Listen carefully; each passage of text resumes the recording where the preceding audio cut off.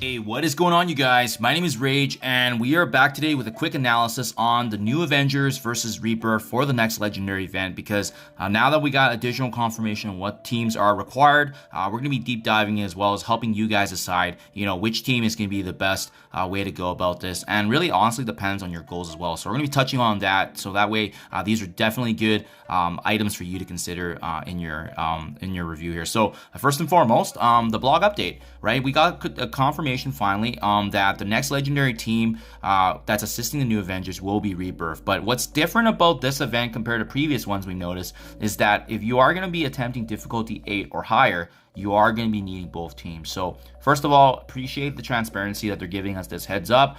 They're making it clear. Obviously, we're going to get some more clarity on the outline of how this is going to be set up, but it's really good to know because it can help us decide on making that decision on what your goal would be at the end of the day, if you are deciding to push higher or if you're ultimately just wanting the unlock. So I mean, it's good to give us that agency because we do have the power to do that now. But remember, if you're going higher into difficulty 8 and beyond, you are going to be needing both teams. So now let's take a look at some considerations for your guys' review. I'll start from left to right and then to the overall account. So starting off with New Avengers. They are a powerful war team. I mean, they're definitely a top 2, top 3 in the game right now. And keep in mind, these war teams rotate. So if you're watching this video later on, it may not be the case anymore. But for the time being, they're a very powerful war team. This event for the legendary is likely going to have a war buff that we previously seen.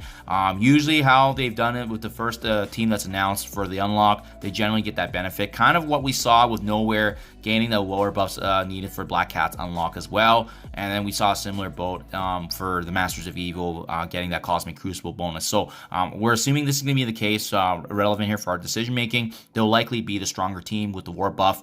They're also mixed up a pretty diverse trait ratio of 2 skill, 2 bio characters, and tech. So if you're looking to diversify a roster, this is a good mixture here because it doesn't really eat into your resources as heavily as Rebirth. And then lastly, this is a new and stronger team. Generally, these teams that are newer released are going to be better. So they're going to have better stats and they'll likely stand time a little bit better. Next up with Rebirth, I mean, they are technically the meta raid team right now for bio nodes, especially in the late stages of Doom raids and incursions.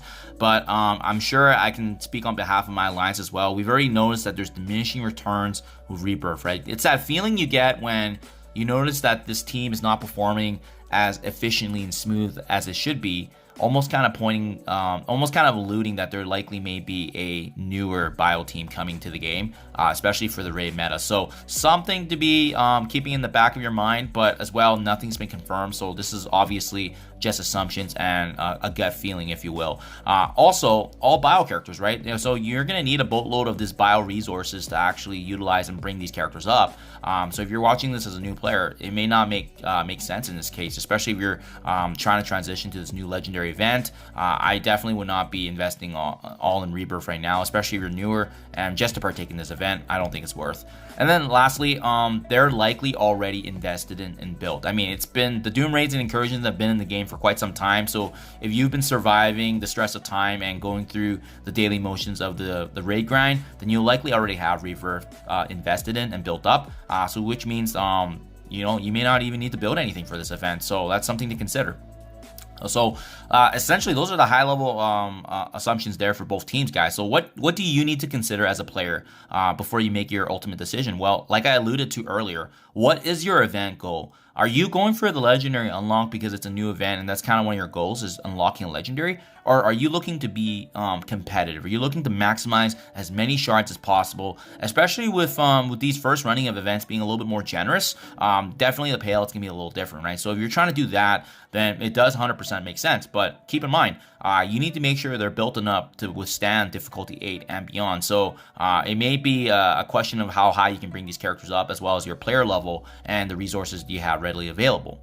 That segues into my next point, which is what is your current gold and resources at this moment? Because at this time, you may not be able to invest in both teams, and that could easily help you decide the team to invest in, right? If you've built up new Avengers already and not Rebirth, it may just be simpler to keep it that way. But just know that your restriction might be difficulty 7 then, because that is how it's going to get bottlenecked with needing both teams beyond that difficulty 8.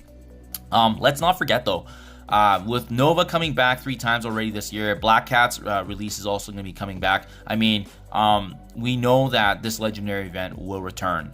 Who's to say it's going to be back in a couple months or so? But I mean, we've seen these events. They have to allow players another opportunity to maximize shards, so it's going to come back. This is not the only time that's going to be run, and we've seen this pattern.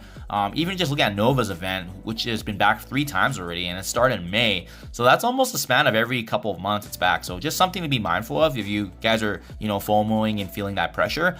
This is not the only time it's going to come back, and that's something that all players should be aware of. Speculation.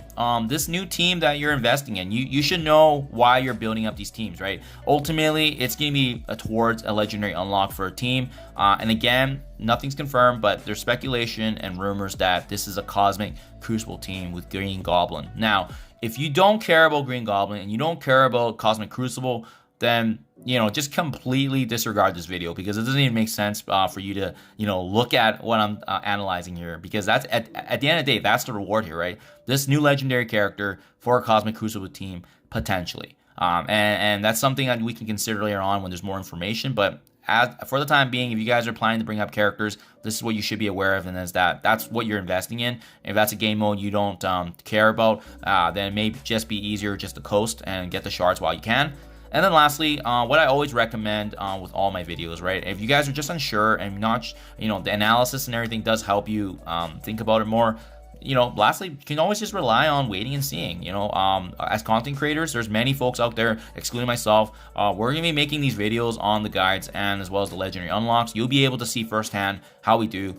So if you're not sure and you don't trust your own gut to be able to power through it, wait and see, and trust the content creators to get the content out, so that way you guys are going to be seeing the strategies and what we recommend, because that's what I always do as well, especially for every legendary unlock. I want to maximize the bang for your guys' buck, especially being free to play. I like to give that value back. So guys, having said that, I hope this is able to at least kind of shed some light on how you should decide and these things to consider. But what's my game plan now? I always like to share what I'm going to be doing, especially every time we see these news updates, how that's going to shape my decision. Keep in mind, I am 100% free to play, so resource management is absolutely huge for me. I fortunately already brought up 2 characters to Dark Dimension 6, part of Rebirth. That's both Captain America and Captain Carter. Absolutely phenomenal in my run. The value I'm getting with them in incursion rates right now has been huge. So for me, seeing this update in the blog post was honestly just icing on the cake. I am probably not going to invest a single gold into new Avengers, and I'm going to explain simply why. Goes back to my resource management, goes back to the gold, and it goes back to my priorities, right? As you can see on the bottom, I just don't have anything built up with these characters, and to be quite honest, I am a mix between unlocking the character, because I always love getting the newest and greatest character, but they're not. This Cosmic Crucible team, if this is what they're speculated to be, they're not going to change the game for us. I mean, if there were a new arena team, that'd be a completely different story. But we're seeing how powerful Secret Defenders are right now. Secret Defenders mixed with Super Scroll and Apocalypse ultimately can determine how much power cores you're going to be generating each day. This level of team unlock is not going to have that kind of impact. And for that reason, that's why I can easily just ignore one of these teams, especially when I have a 1.2, 1.3 million team already built up. Even if I poured my resources and gear into new Avengers, I don't think they're going to measure up to what I'm going to be doing with Rebirth. And lastly, I am fully aware that I'm probably only going to be able to partake in difficulty 7. That's what I'm okay with, right? I'm planning to make those videos for you guys, but again, I want to have that mixture of unlocking the character but pushing, but I'll definitely be pushing as high as I can in difficulty 7. But this to me was a blessing in disguise. This confirmation of Rebirth gave me a huge sigh of relief that I do not have to invest all these resources and gold into a team that, to be quite honest, I just don't really feel comfortable in building, especially with our alliance. Thankfully, war is not our priority, so a huge shout out to them. Our priority is raids, and that's what we're going to be keeping up. So that's kind of what's going through my mindset, guys. I hope this helps you kind of figure out in terms of what your direction will be, but hopefully these points aid you in that decision making. Thank you as always. Do appreciate the love and support, and I'll catch you guys in the next one.